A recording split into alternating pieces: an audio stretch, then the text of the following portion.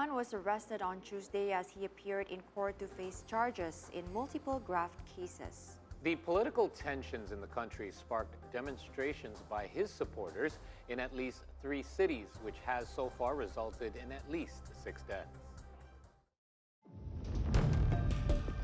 On Tuesday, supporters were protesting in Karachi after Pakistan's former Prime Minister Imran Khan was arrested as he appeared in court on anti-graft charges. On Wednesday, Babar Awan, Khan's main lawyer, said outside the police headquarters where Khan was being held that there was no case against him. पहली बात यह है कि इमरान खान की जो गिरफ्तारी है वो रियासती अगवाकारी है। ये गिरफ्तारी नहीं है, ये रियासती अगवाकारी है, नंबर 1। दूसरी बात यह है कि जो इमरान खान को जिस तरीके से गिरफ्तार किया गया है वो इस बात का जीतता जागता सबूत है कि पाकिस्तान के अंदर सबूत ये है कि पाकिस्तान के अंदर कोई कॉन्स्टिट्यूशन इस वक्त मौजूद नहीं है। On the same day, reports said that at least 6 people died as riot unfurled in several cities. Khan's Pakistan Tehreek-e-Insaf party has appealed for calm. आज अदालत में खान साहब को पेश किया गया और उनका 8 रोजा जिस्मानी रिमांड हासिल किया गया। अब उनको 17 तारीख को दोबारा अदालत में पेश किया जाएगा। इमरान खान साहब खैरियत से हैं, पुरअज़्म हैं, पहले से ज़्यादा पुरअज़्म हैं और कुछ रंजीदा ज़रूर हैं और रंजीदा है शहादतों पर। Khan was facing allegations that he received land as bribe in exchange for political favors during his term. He was ousted in a no-confidence vote in April 2022, but remains the leading opposition figure.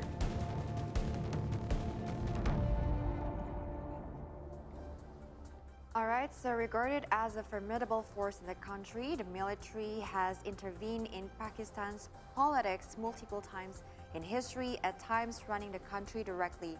And while political leaders have sometimes challenged its dominance in the past, analysts say the current situation is different because of who Khan's supporters are.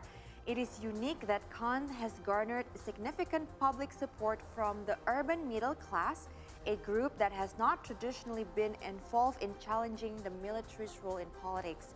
According to Shed Bakir Sajjad, a Pakistan fellow at the Wilson Center in Washington. So this has put increased pressure on the military establishment, which is feeling the heat more this time. Now, Khan has reportedly accused the military of conspiring with Sharif to remove him from office, even calling him out as senior official by name and accusing him of being behind the shooting that injured him in November. Going on Khan's claim, his supporters have targeted their rage toward the military, fervently taking to social media to put out messages against the establishment. The intensity and consistency of Imran Khan's attacks on the military, especially after being ousted from the office last year, are unprecedented. Now, it remains to be seen how this conflict will play out in the long term, but it is clear that the relationship between the military and civilian government in Pakistan has always been a fragile one, with power struggles frequently erupting into open conflict. Now, what happens next, right? The situation on the ground remains tense with Khan in custody and no clear off-ramp to the crisis for now. Now, all of this, Sajjad said, puts Pakistan in a precarious place and raises concerns about the country's stability. Now, the important thing is that it's crucial to note that such political instability would also affect the country's ability to receive investment from other countries. So it's not only going to affect the political aspect, but also the economic aspect. Indeed, yeah. And then if we're, again, we were very focusing on the ASEAN summit of this weekend. That's why, you know, these incidents was really not blown up. But if you can see it, this happened on Tuesday. Khan was supposed to go on court, and then the paramilitary troops actually was capturing him. Now, again, the Pakistan Supreme Court has ruled out the arrest of former Prime Minister Imran Khan, saying it's unlawful, it is illegal, and that even the Chief Justice of Pakistan, Umar Ata Bandial, declared that the National Accountability Bureau, or NAB, has acted in violation of the law by arresting Khan on the premises of the Islamabad High Court without permission, and that such action would have a chilling effect. That's what I quote on him. This is again from The Guardian. The government led by the Prime Minister right now, who is ruling, Shahbaz Sharif, condemned the decision of the Supreme Court. He even said, as I quote, "We will arrest him again if he gets bail from the High Court tomorrow. We will wait for cancellation of bail and arrest him again." Now, as we know, mentioned by Russia, also the Khan's popularity has soared since he was removed from power. Even the crackdown on Khan's PTI, that is his party, had continued on Thursday with 5 leaders detained. The PTI spokesperson Fawad Chaudhry was arrested on like Wednesday night. Despite having obtained protective bail from the courts on Thursday, Shah Mahmoud Qureshi, who served as the foreign minister in Khan's cabinet, was picked up by police, as well as senior PTI leaders Ali Muhammad Khan and also Elaj Chaudhry. These was PTI's former Prime Minister Asad Umar was also arrested on Wednesday. So that was like 5 of the top-notch leaders on the party itself. Islamabad police said the PTI leaders have been arrested for inciting arson and violent protests under a well-thought-out plan for threatening peace. 7 cases have also been filed against PTI top leaders, including Khan, for attack by PTI supporters on the home of a senior military officer. The thing is, Khan has a really good relationship before with the military when he was in power. Now that he's ousted by the power, we can see right now there's a lot of regions that has this somewhat a turmoil between militaries' power, right? You have the Sudan right now. Right here in Southeast Asia region, we have Myanmar and also Thailand, right? Sure. Somewhat people always think with the, it's between the civilian and also the military, but you have to remember these military troops are headed by a leader. And then, we have to understand also this military, if you're talking about military, you're talking about the squadron.